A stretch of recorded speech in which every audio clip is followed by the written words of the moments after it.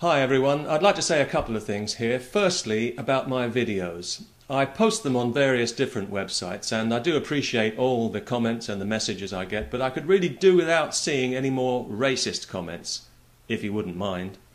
I'm speaking here to the white racists, but this applies equally well to the brown ones. I don't share your pathetic and obnoxious views in any way imaginable. So if you really have to show the world what an intellectual insect you are, please don't do it here.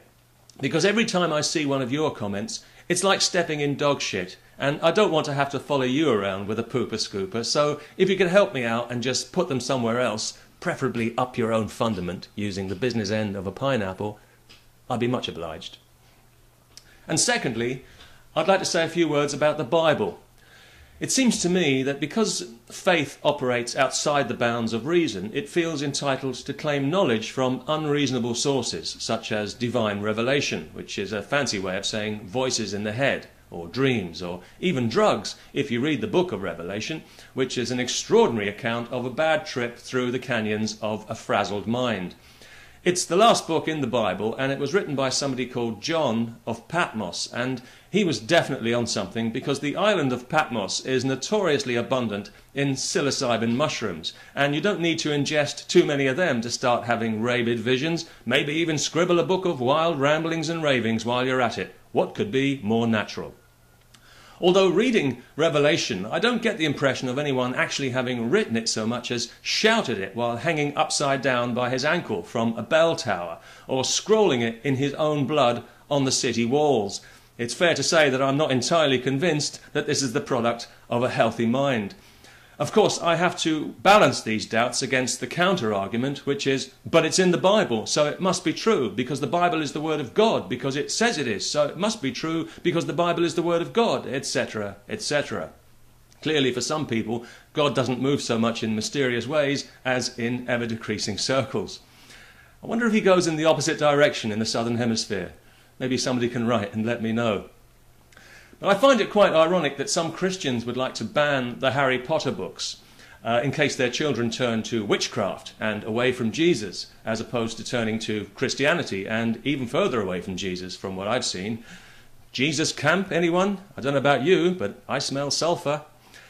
But you know, I think once you start banning books, you really start banning civilization, and that's why I would never be in favour of banning the Holy Scriptures, which is a question I was asked recently, even though I think they do more harm than good.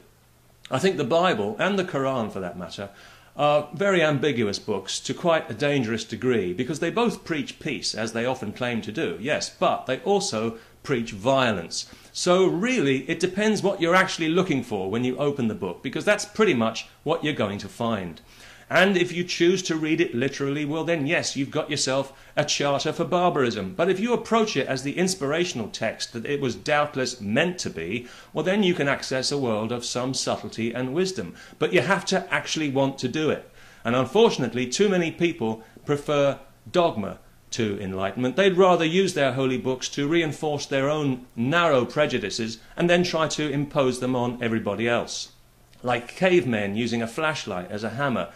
They've missed the point completely, and for me, this is the most depressing thing about the Holy Scriptures. But since we are using them to lay down rules of behaviour for other people, it's clear to me from the New Testament that anyone who goes to church on a Sunday is a blasphemer. Because Jesus specifically said, don't pray in public. Keep your religion to yourself, didn't he? In the Sermon on the Mount, I think it was, Matthew 6, verses 5 and 6. Don't be like the hypocrites, he said, who pray in the synagogues and on the street corners where they can be seen. He said, no, not you. You go into your closet and shut the door and pray to God in secret, and God will hear you in secret and reward you openly. That's what he said. Keep your religion to yourself. It's right there in black and white in the Queen's English in the Holy Gospel. How much more true could it possibly be? Clearly, therefore, every Christian church is nothing but a halfway house on the road to hell. And don't blame me, I didn't say it, the Bible did. Peace and all that jazz.